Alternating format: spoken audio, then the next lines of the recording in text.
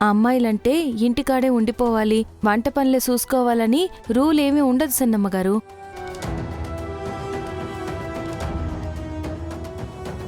ఇంట్లో పనులు చూసుకోవాలి, చదువుకోవడం లాంటివి చెయ్యాలి.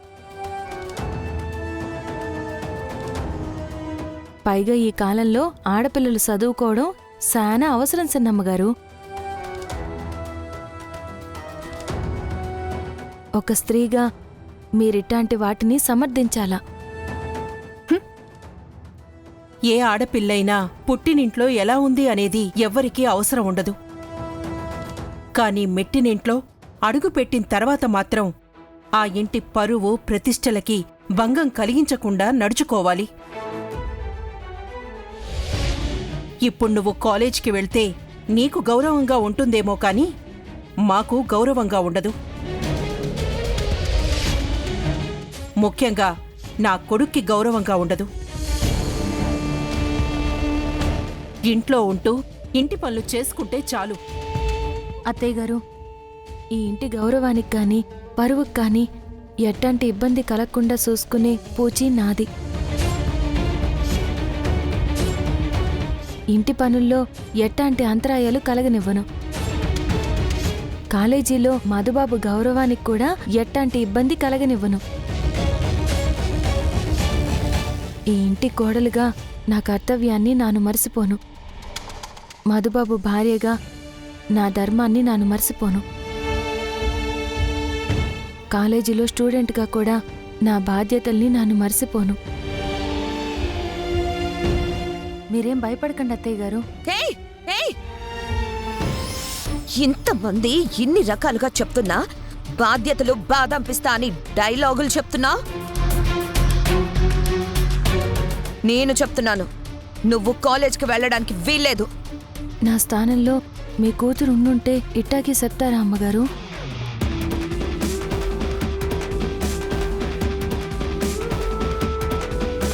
చెప్పండి అమ్మగారు. నీకు నా కూతురుతో పోలికేంటే? అయినా నువ్వు అడిగావు కాబట్టి చెప్తున్నాను. నీ ప్లేస్లో నా కూతురుండుంటే నేను చెప్పినట్టే వినుండేది. నీలా నాకు ఎదురు సమాధానం ఇచ్చుండేదే కాదు. ఐశ్వర్య, నువ్వు చెప్పు. నువ్వు నా స్థానంలో ఉండుంటే ఏం చేసేదానివి? నేను మా వాళ్ళు చెప్పినట్టు వినేదాన్ని. నీలాగా మాత్రం అస్సలు బిహేవ్ చేసేదాన్ని కాదు. ఏయ్, అయినా నీతో మాటలు అనవసరం.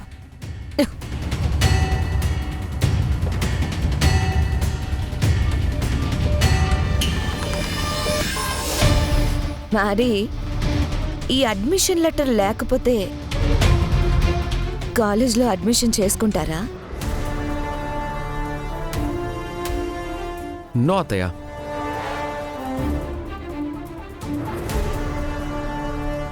ఏం చేస్తున్నారు?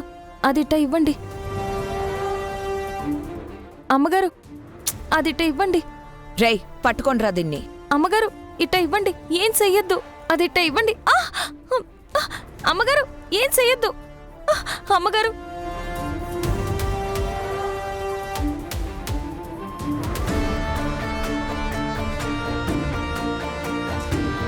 అయ్యో అయ్యో, దాన్ని కాల్చొద్దు.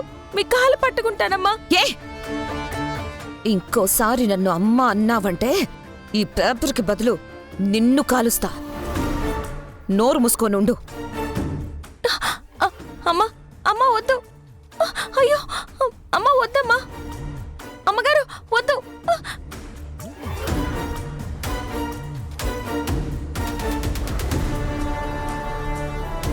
రే సురేష్, నిమిషం లేటైనా మనకి సిటీ కాలేజ్లో అడ్మిషన్ దొరకదు, తెలుసు కదా? తెలుసు. అదే గనక జరిగితే ఆ తర్వాత మా ఇంట్లోకి ఎంట్రీ ఉండదు. సో ముందు అడ్మిషన్ సంగతి చూద్దాం. ఆ తర్వాత వీలు చూసుకొని స్టోరీ విందాం. వినటమే కాదు, షార్ట్ ఫిల్మ్ చేసేద్దాం. మీ ఫ్రెండ్కి చెప్పు, ఓకే హీరో ఓకే చేశాడని. మ్యాడీ, నా క్వశ్చన్కి ఇంకా ఆన్సర్ చేయలేదు. ఆ ఎర్ర బస్సు ఇంట్లోనే ఉందా, వెళ్ళిపోయిందా?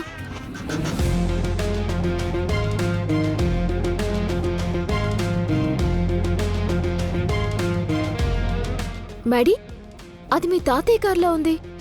మా తాతయ్య కారు లా ఉండటం కాదు త్రిష, అది మా తాతయ్య కారే. మ్యాడీ మీ తాతయ్య ఎందుకు వచ్చారు? ఆ ఎర్ర బస్సు ఇంట్లో జరిగిన గొడవ మొత్తం తాతయ్యకి చెప్పేసినట్టుంది. తాతయ్య కంటపడ్డానంటే అందరి ముందు తాట తీస్తాడు. అదే గనక జరిగితే కాలేజీలో ఫస్ట్ డే నుంచే నన్ను జీరోలా చూస్తారు.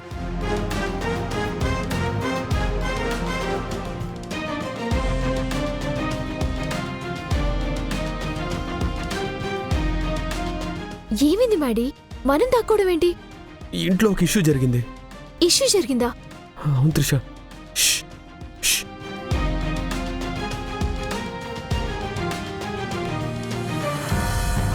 రామ్మా, దిగమ్మా.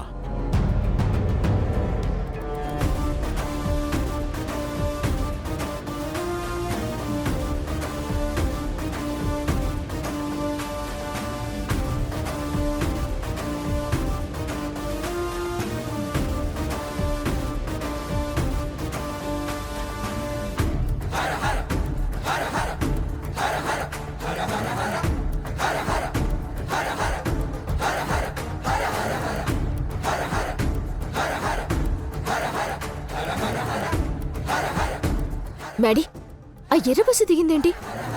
Trisha please be quiet. ఇంట్లో ఒక ఇష్యూ జరిగింది కదా, తర్వాత చెప్తా నాకు. అమ్మా శ్రీలక్ష్మి, ఇదేనమ్మా నువ్వు కోరుకున్న కళాశాల.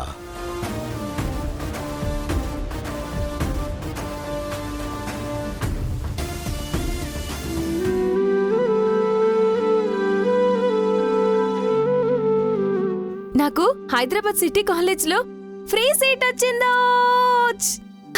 నీకు కాకపోతే ఇంకెవరికి వస్తారు తల్లి? ఏటక్క నీ పుస్తకాలు అమ్మేస్తున్నావా? వీటికేం వద్దే అవి ఇయ్యండి అన్నా. అట్టగనమ్మా. నానా ఇదిగోమ్మా, నీ చదువు ఆగదమ్మా, తీసుకో.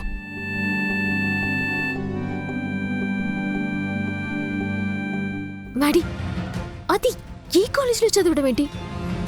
త్రిష ప్లీజ్ నేను చెప్పేది విను, కాసేపు ఆగు. రామ్మా. నమస్కారం సూర్యనారాయణ గజపతి గారు. నమస్కారం. మీరేంటి సార్ ఇలా? మీ మనవడి అడ్మిషన్ కోసమా? కాదు ప్రసాద్ గారు. అమ్మా శ్రీలక్ష్మి, ఈయన ప్రసాద్ గారిని ఈ కళాశాలలో ఉపాధ్యాయులు. నమస్కారం సార్. నమస్తే. మ్యాడీ అసలు ఏం జరుగుతుంది? చెప్తానుండు. ఈ అమ్మాయి అడ్మిషన్ కోసం వచ్చారా? అవును. ఎవరు సార్ ఈ అమ్మాయి? మీ ఫ్యామిలీలో ఎప్పుడూ చూడలేదు. తాతయ్య నాకు పెళ్ళైన విషయం చెప్పేస్తాడా? ఈ అమ్మాయి మా మధుసూదన్ భార్య, మా మధుసూదన్ భార్య, మా మధుసూదన్ భార్య.